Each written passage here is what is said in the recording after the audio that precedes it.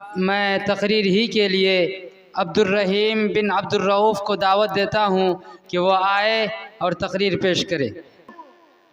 नहमदु नसल्ली अला रसूल करीम अम्मा बाद। जनाबे सदर हकम हजरात और मेहमान मदरसा और मुअज्जज असातिज़ा इकराम और मेरे अजीज़ दोस्तों, आज की सालाना इनामी मुकाबला में अफवाजात के सामने एक तकरीर पेश करना चाहता हूँ जिसका अनुमान है हज़रत इब्न मुबारक हज।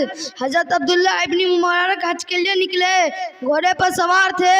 अभी अपनी शहर से कुछ ही दूर पहुँचे थे। सड़क की किनारे एक लड़की को देखा।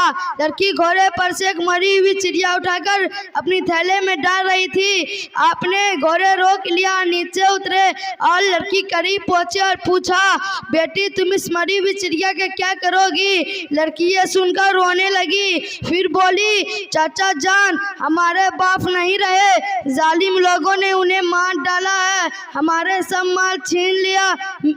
लड़की आंसू पोंछकर फिर बोली, चाचा जान अब मैं हूँ और मेरा भाई, हमारे पास खाने को कुछ भी नहीं है, कई वक्त का फाका है। मैं बाहर निकली थी कि कुछ खाने को मिल जाए, यहीं ये मुर्दार चिड़िया मिली है, मुझे भाई की जान बचानी है। यह चिड़िया भूनकर उसे खिला दूंगी, उसका पेट भर जाएगा और वो सो जाएगा। लड़की ये कहकर फिर रोने लगी। हज़रत इब्न मुबारक का दिल भर आया।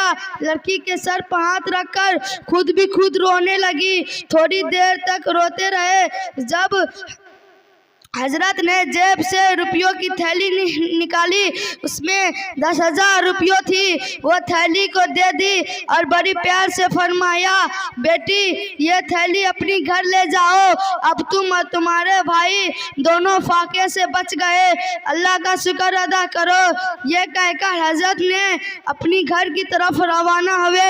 जब शहर में पहुंचा तो लोग पूछा, हजरत आप तो हज के लिए रवाना हुए थे, वापस क्यों आ गए? हजरत इब्न मुबारक ने फरमाया, अल्लाह ताला ने इस साल हमारे हज यहीं कबूल फरमाया। मैं अपना तकरीर यहीं से ख़त्म करना चाहता हूँ। वमा अलैना इल्लल बलाग। माशाअल्लाह। अब इसके बाद मैं तकरीर पेश करने के लिए मुस्कान सजीब मकतब सोम को दावत देता हूँ, वो आएँ और अपनी तकरीर पेश करें। अस्सलामु अलैकुम व रहमतुल्लाहि व बरकातुहू।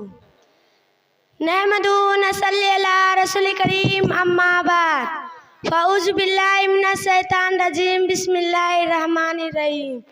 जनाबे सदर हकम साहिबा, मुशफ़िक़ असातिज़ा इकराम और दूर दराज से आए हुए मेहमानान इकराम, पर्दा नसीब मेरे माँ और बहनों और प्यारे भाइयों, आज के इस प्रोग्राम में मेरी तकरीर का मौजू है हज़रत अबू बकर सिद्दीक़ रज़ी अल्लाहु अन्हु हज़रात। एक था बूढ़ा, वो नाबीना था, उसने 3 दिन से कुछ न खाया था।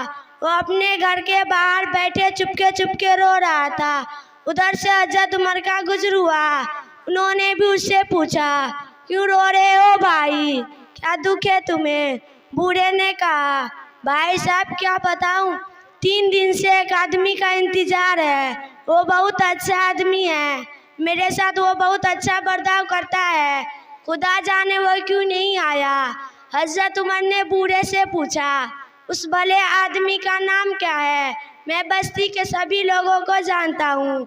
बूढ़े ने जवाब दिया, नाम तो मैं नहीं जानता, मैंने कई बार नाम पूछा, उसने नहीं बताया, बस इतना कहता रहा, मैं अल्लाह का बंदा हूँ, अल्लाह के बंदे के काम आता हूँ। उसकी आवाज़ बड़ी नरमी थी। वो मेरे घर की साफ सफाई करते थे, कपड़ा धोते थे, मुझे खाना खिलाते थे और पानी पिलाते थे। बूढ़े के आँख से फिर आंसू बहने लगे। उसने फिर कहा, पता नहीं क्या बात है, 3 दिन हो गया, वो क्यों नहीं आया, ज़रूर किसी तकलीफ में होगी, हे अल्लाह उस पर रहम फरमा।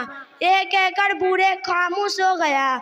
हज़रत उमर समझ गया, ये तो हज़रत अबू बकर सिद्दीक़ रज़ी अल्लाह अन्हु ही हो सकता है। उन्होंने बड़ी बूढ़े से कहा, वो हमारे खलीफा हज़रत अबू बकर सिद्दीक़ थे, आज उनके इंतकाल को 3 दिन हो गए।